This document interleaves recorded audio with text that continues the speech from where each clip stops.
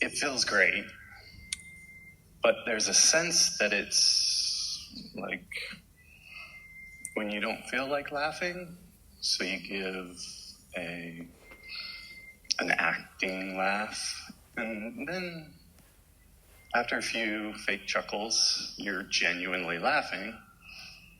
I feel like I'm missing something, so I can get really high on demand just by thinking or feeling into it, but it's as if I'm forcing it. The subject of fake it till I make it. The reason that sometimes people find some effectiveness in that, let's go back to the two ways of looking at a life experience. One is under the influence of source, and the other is not under the influence of source. And so when you're under the influence of source, it all comes easily. There's no faking then.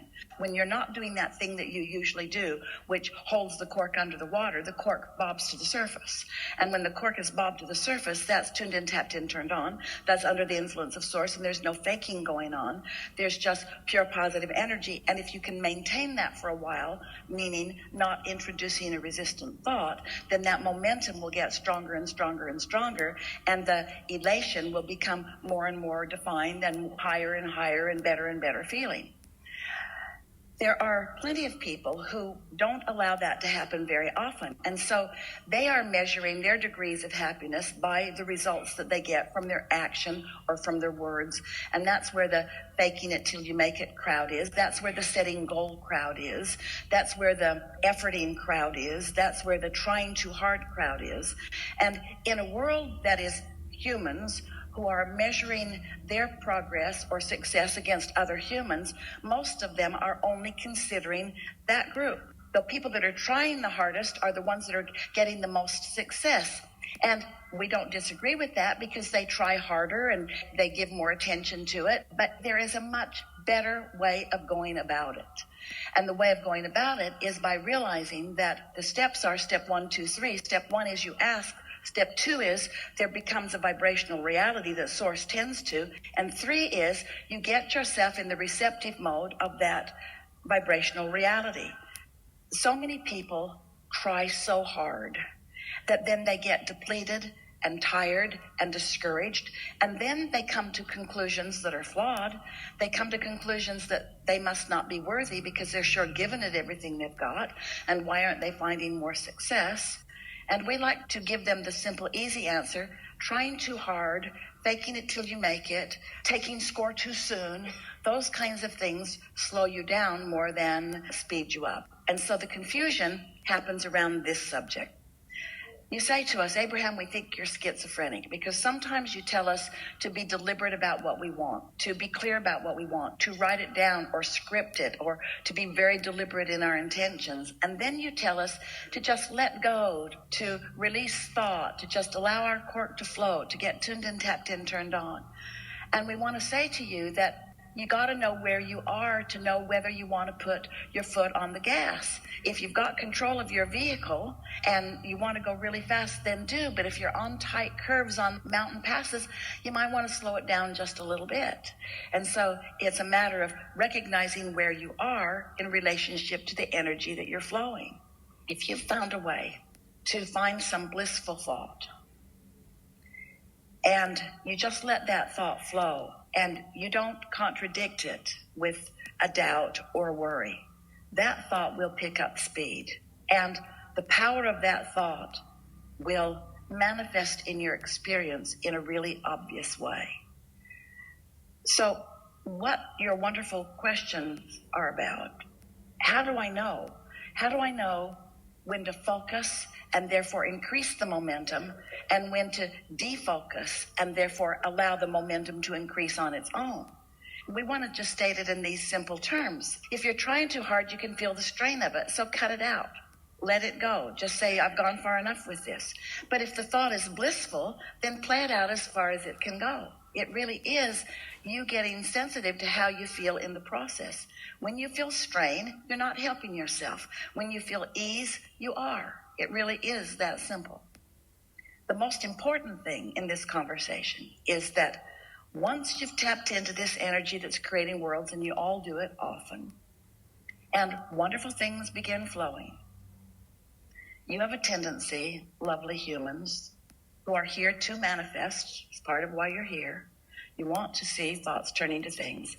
You want to stop and take score, and that's the moment that you begin introducing resistance into the equation. Everything, every empire, every magnificent relationship, every extraordinary thing that anyone has ever created in this physical environment has been almost all accomplished, 99.9999, almost all accomplished in the vibrational state before you get the first brick in place or hire the first employee. You are getting most of it done through the leverage of energy flowing.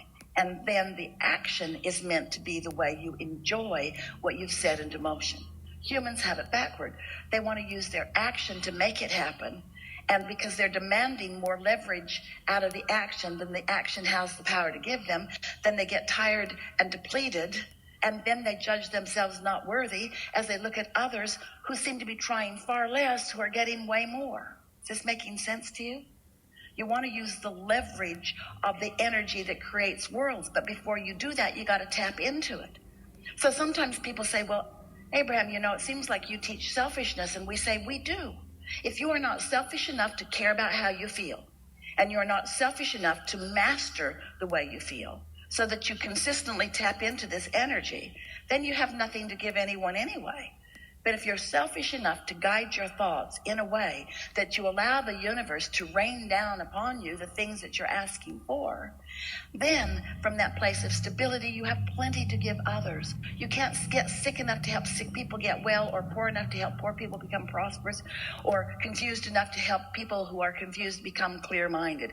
You have to be in the energy of that clarity and that well-being and that power before you have anything to give anyone, which means you got to learn to focus yourself there, which means you got to pay attention to the way you feel, which means you got to go in the direction of your inner being who always feels good. So if someone were really wanting something and their mindset is, it isn't happening, would we encourage them to just try harder? No. We'd encourage them to take a nap or meditate or do something, because the struggle just gets bigger. Whatever your current situation is, while you focus it, it gets bigger. Within 16 or 17, we used to say 17, now it's moving towards 16. Within 16, 17 seconds, a thought like it joins it. So if you hold a thought for as little as 16 seconds, another thought like it joins it, and momentum is underway, which makes it more likely that another thought like it will join it, and another and another. And once it gets a little over a minute, you've got enough momentum going that you're probably not going to be able to stop it. You're probably going to have to let it play out before you get another reprieve and you set your thoughts in the direction of your own determination. And this concept is part of how I learned how to activate bliss. And I can be blissful throughout my day. We're asking because we don't doubt that you've figured it out. We don't doubt that you've accomplished it and that you can accomplish it at will. We just have a couple of questions about it. And the most significant question is, can you feel that there's not struggle while you're doing it? There's not trying. There's an expectation of finding it. Can you apply to your technique or your experience the concept that we're offering here with such deliberate intensity, the getting out ahead of it quality of it? Describe what you're doing. I need to get out of my own way and just focus on the love and bliss. So sometimes are you so much in your own way that you can't do it? Absolutely, yeah. And if I'm so distracted by all this that's going on. So the first thing then is recognizing whether this is a probable moment in time to do it. And this is really the point that we're making. It's recognizing, have I gotten out far enough ahead of it that this is a likely time for me to tap into that? Because if it's not a likely time for me to tap into that, then I'm faking it till I make it, or I'm efforting too much. And in all of that, I'm just making it worse. You see what we're getting at? But if I'm aware of how I feel, and I've been caring about how I feel, and I've been taking baby steps, so to speak, about feeling good. And I found in my pile of sticks some of those surefire sticks that always feel good. So I am getting out ahead of it. You help because your expectation is that something good's going to happen here. It's why you're here. When Esther stands at the podium, it just takes seconds for her to just let go of everything, and her vibration just becomes equivalent to the vibration of us. You saw something that doesn't happen very often. In fact, maybe never, where as Esther is let go and is allowing us, she thinks of something. And when she did, she felt the sort of resistance in the energy, because her human thought is resistant to her non-physical thought. Can you sort of get what we're talking about? When Esther allows Abraham to flow purely through her, there's no resistance in that. Sometimes people will say, can I give you a hug? And if it's the last conversation before a segment of refreshment, often we just give into it and allow it to happen. But usually we say, not a good idea, because it's disruptive to Esther's energy. You can see why. So this whole conversation is about understanding my readiness to put my foot on the gas, yes?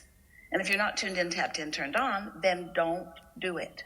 There's practice, which creates ease and flow with it. The more I practice it, the easier it gets. It doesn't feel like I'm forcing. So let's talk about why. Expectation changes. That's like with Esther. She would never even fathom walking over here with you all waiting and not being able to reach Abraham. That never enters her mind. Because 100% of the time, one time a dog killed a chicken and she couldn't find us. Jerry said, go get Abraham. Esther was too distraught.